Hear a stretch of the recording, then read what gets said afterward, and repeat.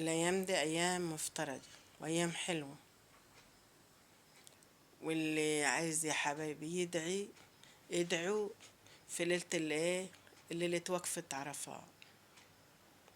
يدعي من العصر للمغرب، الدعاء مستجابة، الدعاء مستجابة، اللي يدعي الدعوات مستجابة عند ربنا. فربنا يا رب يرحمنا برحمته ويسترها معانا احنا وعيالنا واللي سامعنا، ويخلي عيالي ويخلي عيال المسلمين جميعا، ويحوش عننا الهم والغم يا رب. ادعوا كده معانا يا حبايبي، ربنا اهو ادعوا. فالحمد لله ربنا يعدي على خير. الواحد ما يقعدش على التليفون خالص، يعني الا لما يكون مصلحة. اما يكون مصلحة الواحد يقعد التليفون، ما لهوش مصلحة ما يقعدش. التليفون دلوقتي يضيع، خد عقل الناس، عقل العيال الصغيرة والكبار والصغيرين وكله.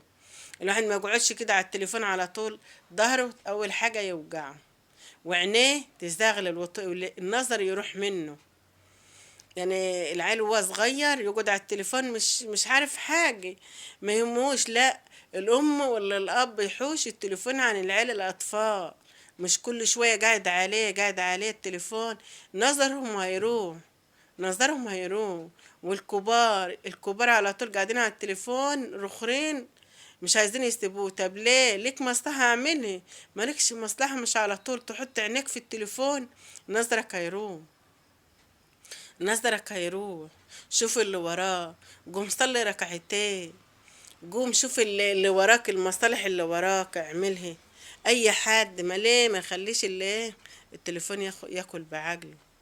في حاجات ياما، حاجات على التليفون ياما. ليه نصلي؟ ايه اللي هينفعك؟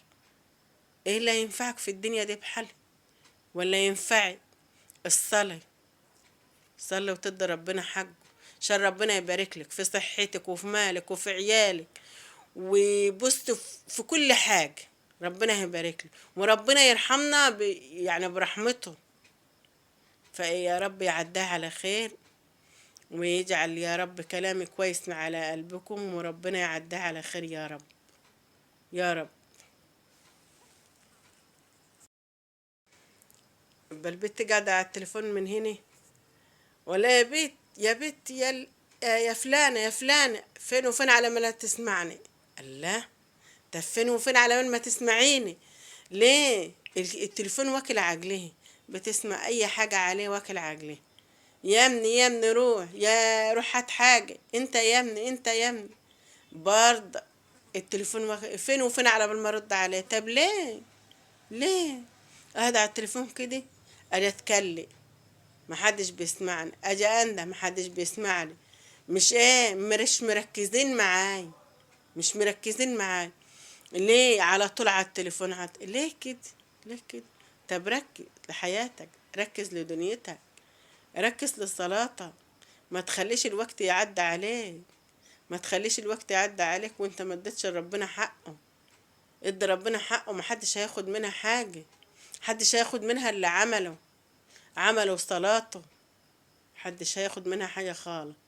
انا اصلي واشوف اللي ورايا ومصلحتي، ما ادحش يعني ما ادحش حاجة من مصلحتي. ليه اشوف اللي وراي؟ ليه محدش واخد منها حاجة؟